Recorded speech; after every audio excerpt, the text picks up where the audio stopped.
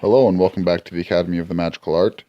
I am Frater Ophiel, and today we're going to spend some time discussing meditation and, more importantly, the protection of the self and the area around you that needs to take place before commencing with such practices. Now, as many spiritual or magical practitioners, enlightened beings, or anybody else trying to discover more about themselves or the world around them knows, meditation is very important, as well as possessing the tools necessary to explore the astral world around you.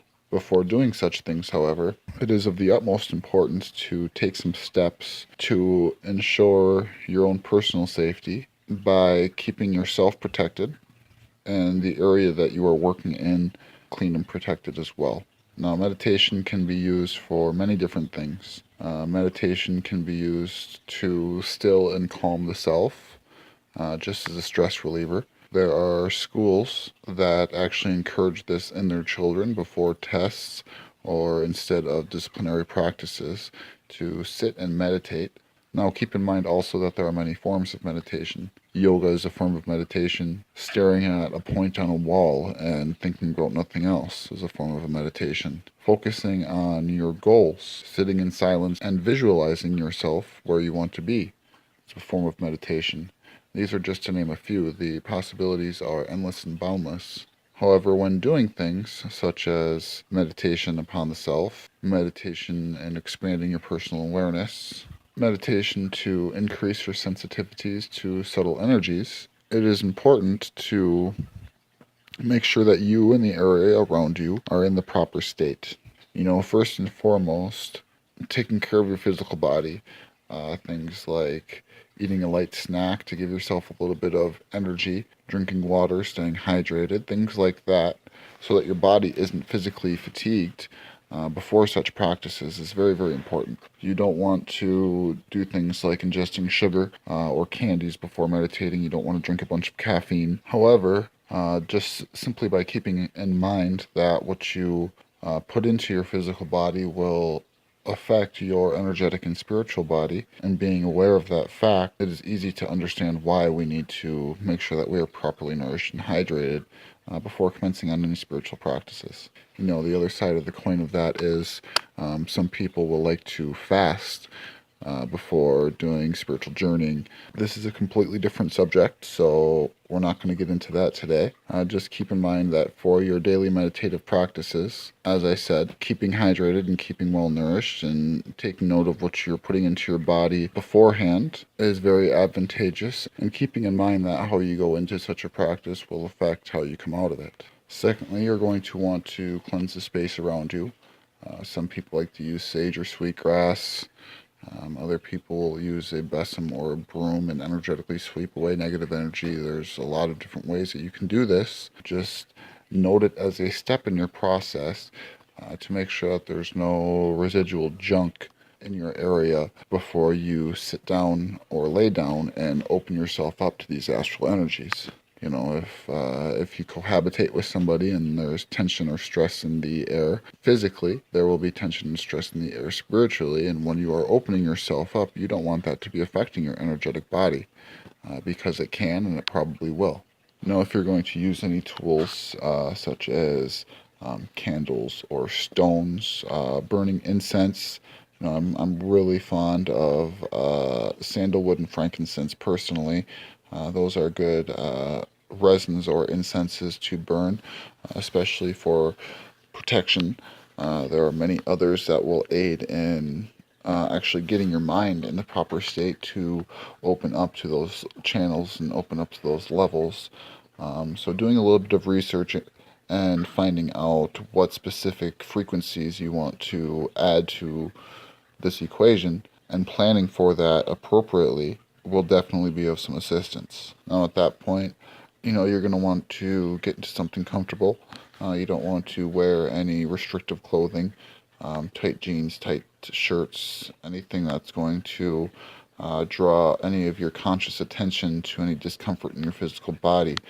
That's going to make it more difficult to bring your mind where it needs to be, bring it down to that specific state, and eventually open up. When you've situated yourself, prepared your area, and gotten into the place where you are ready to begin your meditation, whether that be lying in a bed before going to sleep, waking up in the morning and sitting on the floor, or standing on your head doing yoga. It is time for you to actually shield yourself. Now, there's a lot of ways to go about this as well. I personally use the IAO formula that is discussed in a previous video. I find that that is a very effective technique to place a little bit of protection around yourself. One could always simply close your eyes and visualize energy or light coming to them and charging in their body, and then being pushed outwards into a bubble or a shield around them. There are many different forms of shields that you can visualize.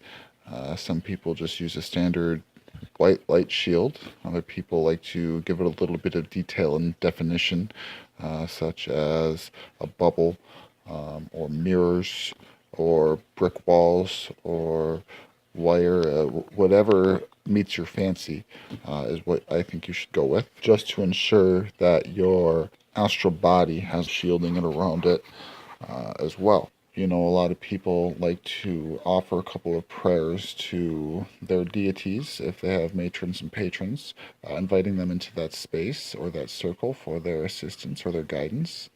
Addressing your guides and guardians, if you work with such entities, is definitely a good idea. Oftentimes, these guides and these guardians are going to be the exact entities that are going to go with you on a journey if you are meditating to go on an astral journey. So it's important to call some of your attention to them and draw their attention to you at that point. Taking some time to draw some awareness to your energetic body, to your forehead and third eye, seeing your spiritual eye open.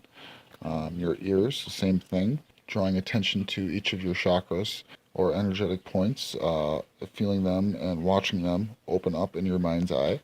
And what this does is not only does this prepare your energetic body, but it also allows your mind to go into that meditative state. You're closing your eyes and you're beginning to use your mind's eye and use some visualization. Your mind naturally begins to go into a hypnotic state or trance state, which is what realistically it needs to be in order to properly release and do what it needs to do.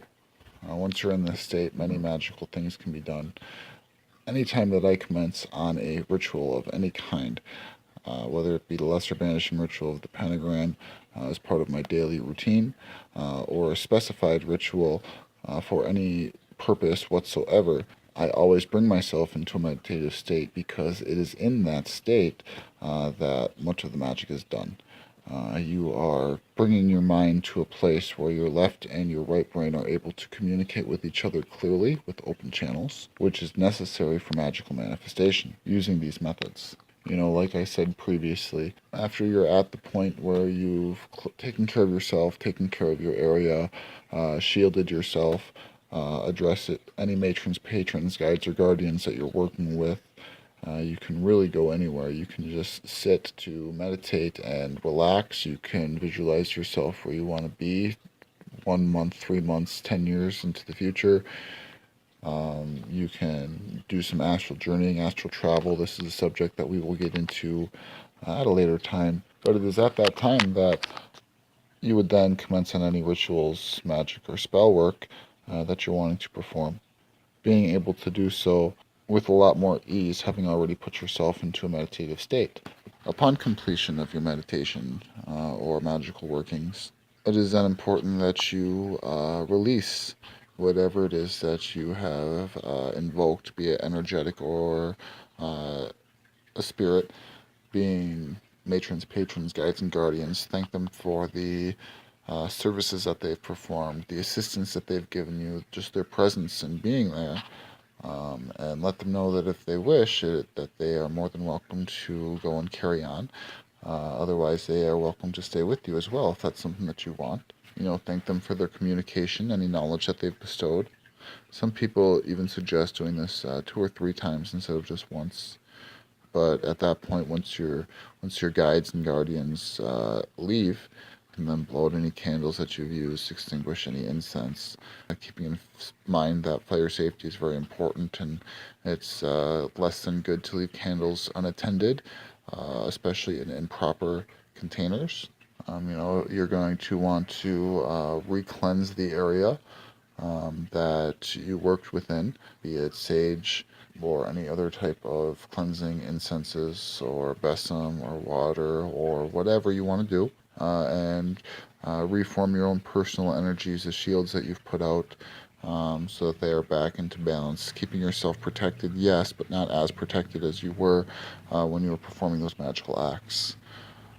Then if you'd like, you can refuel your body again, drink a little bit of water, keeping in mind that you most probably did expel some energy doing this, so giving your body something back is going to help it to stay into balance. If you have any further questions, do feel free to give me a shout out. Let me know. I want to thank you for joining with me today at the Academy of Magical Art, and until next time, blessed be.